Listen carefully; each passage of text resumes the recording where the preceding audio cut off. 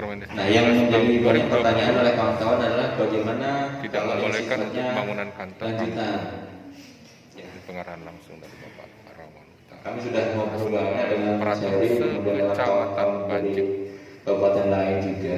Penyampaian pengarahan langsung dari Bapak Rawan Kabid 2 PMK Kabupaten Baikana terkait dengan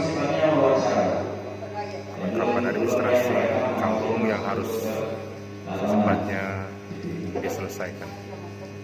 Yang melalui CPD juga memang sudah menjadi juga, ya karena memang posisinya itu akan disinkronisasikan dengan sistem yang ada di Kementerian Desa. Termasuk satu lagi Kemendagri juga, saya juga agak pusing sebenarnya. Ya masing-masing instansi ini punya sistemnya sendiri-sendiri. Gitu. Nah, saya baru tahu juga kalau Kementerian Desa punya sistem informasi desa sendiri. Nah ini jadi PR kita bersama-sama ya, dalam menyampaikan laporan keuangan yang akuntabel. Ya. Jangan sampai tadi kata Pak Heri tadi, ketika masyarakat mengakses data keuangan kampung yang memang notabene sudah bisa diakses secara luas oleh masyarakat, ternyata datanya tidak akuntabel, tidak sesuai dengan apa yang ada di lapangan. Ini akan jadi permasalahan buat kita sendiri. Gitu.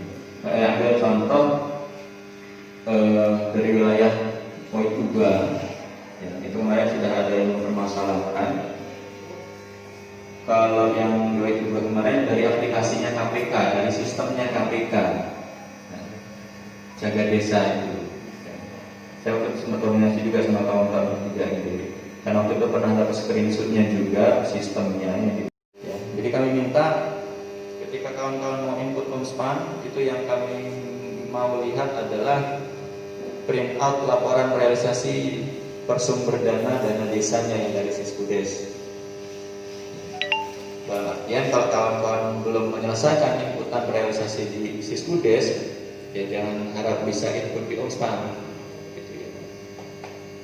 Ya ini mohon maaf bukan untuk mempersulit, tapi memang ini adalah salah satu cara bagaimana kita punya basis data yang sama. Operator di mana? Operator masuk yang di 2 juta tadi. Ya, jadi kalau operator maksimalnya 1,5 juta, berarti 500-nya untuk belanja operasional lainnya. Gitu ya. Jadi berbeda dengan 2020 yang di perubahan kemarin. Kalau di perubahan kemarin RT dan operator kan masuk dari dana desa.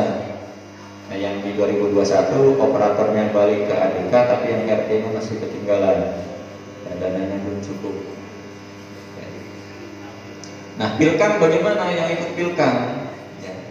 Pilkam itu alokasi anggarannya sumbernya nanti dari APBD. Ya.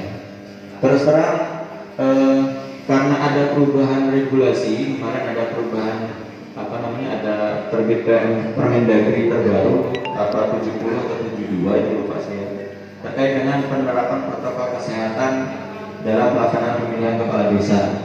Nah ini merubah sistem kita yang sudah kita tetapkan dalam produk sebelumnya.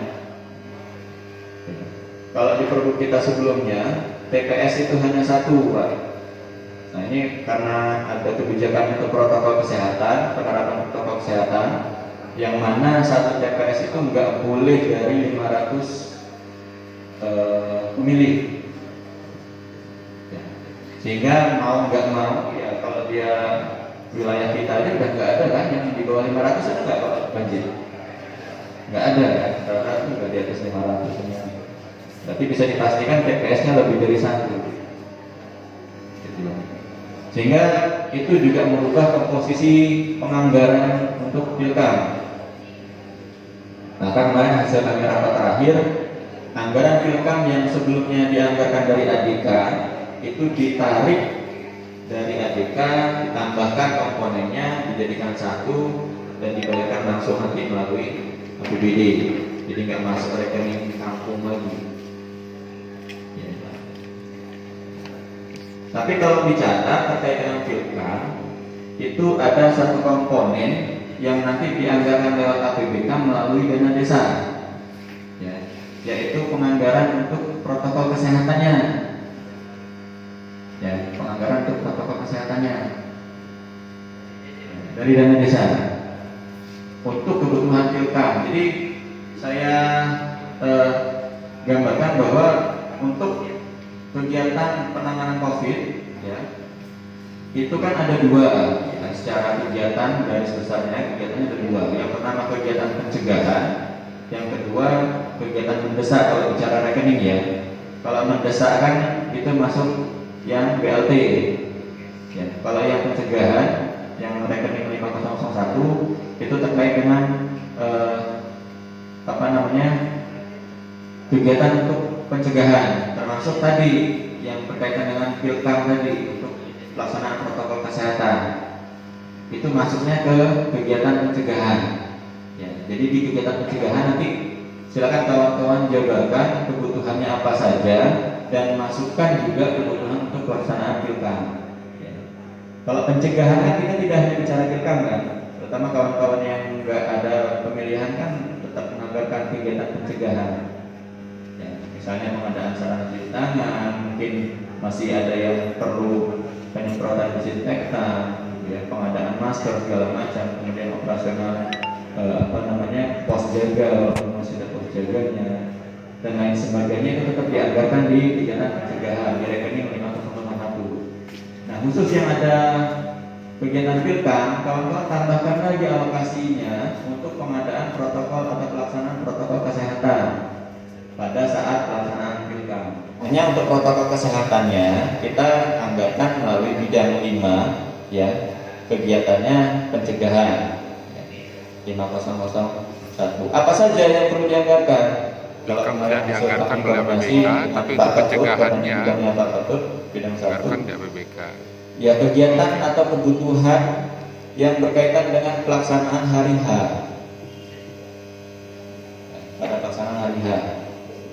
Ini yang dari dana desa ya, kita bicara dana desa ya, karena nanti akan ada anggaran lain yang dari APBD. Ya, kita nggak bicara yang APBD, jadi tolong kawan-kawan perhatikan. Kita hanya bicara penganggaran yang dari dana desa saja terkait dengan protokol kesehatan untuk pelaksanaan pemilihan kepala kampung. Jadi yang dianggarkan dari dana desa itu adalah kebutuhan protokol kesehatan pada pelaksanaan hari H pemilihan kepala kampungnya. Kawan-kawan bisa bercermin pada pelaksanaan pilkada kemarin ya. Di Rapid itu panitia dan KPPS, bukan pemilih. Habis duit kita dana desa kalau pemilih di Rapid semua. 100.000 per orang atau Rapid. Kalau pagu tidak kita tetapkan. Pagu anggaran itunya, prokesnya enggak. Tapi kalau untuk yang Rapidnya 100.000 juga. Rakor bersama. Untuk biaya Rapidnya 100.000. Tinggal nanti dikalikan dengan jumlah ID dan TTG sama KPPS-nya. Bapak Heri Keswanto dan Bapak Imam Syafi'i.